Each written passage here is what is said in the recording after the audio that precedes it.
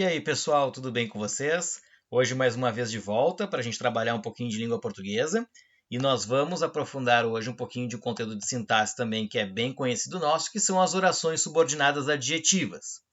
Vai ser uma explicação bem breve e a gente vai em seguidinha, então, já reconhecê-las desde o seu princípio na formação de um adjetivo até a formação de uma oração reduzida adjetiva, tá? Então, vamos adiante. Em primeiro lugar, vamos relembrar uma coisa aqui que é bem simples, bem barbadinha, sobre o que é um adjetivo em si. Aquele jogo terrível aconteceu ontem. A gente sabe que tem uma palavra aqui nesse enunciado que faz uma característica para um substantivo, que é a palavra terrível. Terrível, na verdade, qualificando o substantivo jogo, certo? Isso que nós chamamos essa palavra de adjetivo. Essa mesma palavra, agora já transgredindo para a questão da oração subordinada substantiva, a gente poderia transformá-la numa oração. Aquele jogo que foi terrível aconteceu ontem. Vejam que em branco nós temos aquele jogo aconteceu ontem, que é a oração principal, certo? É a oração que tem o sentido completo, que está ali, né, estruturada e bem fechada. A gente tem a expressão que foi terrível como um qualificador da palavra jogo. Então, em vez de nós utilizarmos apenas o adjetivo, nós utilizamos toda uma oração para isso. Então, nós temos agora uma oração subordinada adjetiva, certo? Porque é ela que vai fazer, então, como oração, a característica da palavra jogo. Elas podem ser divididas, as subordinadas adjetivas, em dois tipos. São as explicativas e as restritivas. Na verdade, aparentemente, vocês podem observar aí na tela, a única diferença entre as duas é a colocação de vírgulas entre, né, a oração que está intercalando a principal. Na verdade, não é apenas isso pura e simplesmente, né? Senão ela poderia ser, por exemplo, facilmente confundida no caso da explicativa, com a oração subordinada substantiva apositiva, que também pode entrar dessa forma. Olhem só. As pessoas que têm cabeça pensam no próximo. Por que a primeira ali, entre vírgulas, ela tem noção de explicação?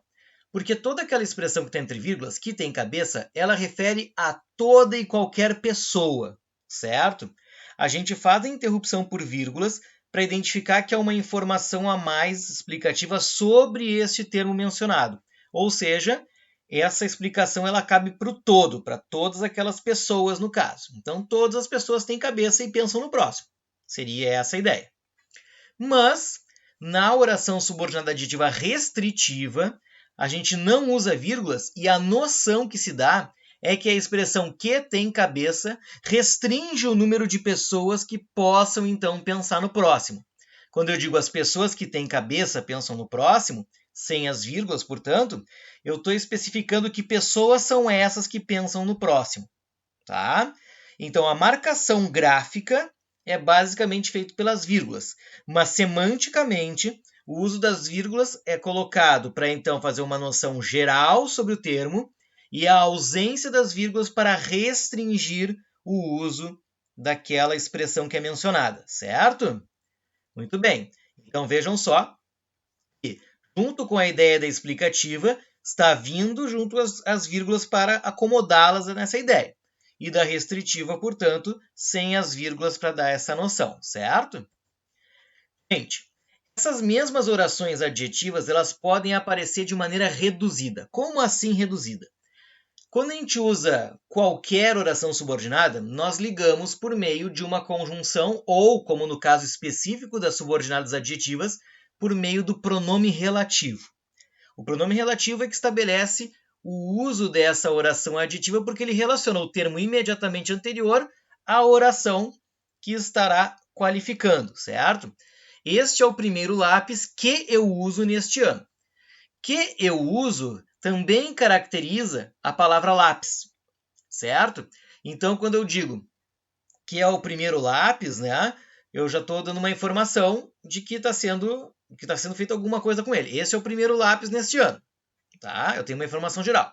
Mas aí eu uso a expressão que eu uso, que dá essa ideia de restrição para a palavra lápis. Não é um lápis qualquer, é aquele que eu uso. Então, nós temos aí uma oração subordinada adjetiva restritiva. Na oração de baixo, vocês veem que a extensão dela em número de palavras aumentou. Mas teve uma coisa que caiu fora daí, que foi o pronome relativo. O que aconteceu? A gente tirou o pronome relativo fora e transformou o verbo no particípio ou no gerúndio ou no infinitivo, tá bem? Ali a gente usou a expressão a ser usado por mim para contemplar todas as palavras que foram mencionadas na primeira frase. Então, este é o primeiro lápis a ser usado por mim neste ano, também restringe a palavra lápis, a ideia que está em vermelho, tá? Só que como a gente não usou a conjunção e utilizou o verbo no particípio, pensando no usado, tá bem? Apesar de ser uma locução verbal com o ser usado, então nós temos aqui uma oração subordinada adjetiva, reduzida, certo? Se nós fôssemos fazer a classificação geral dela, ela ficaria com uma oração subordinada, substantiva, restritiva, reduzida de particípio.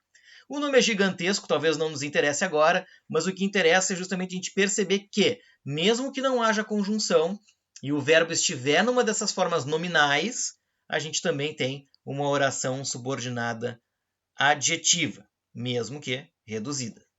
Certo, pessoal? É só para a gente ter uma noção geral, então, sobre essas orações subordinadas, adjetivas, e no decorrer dos próximos dias a gente vai apresentar as demais, ok? Muito obrigado e até a próxima, gente!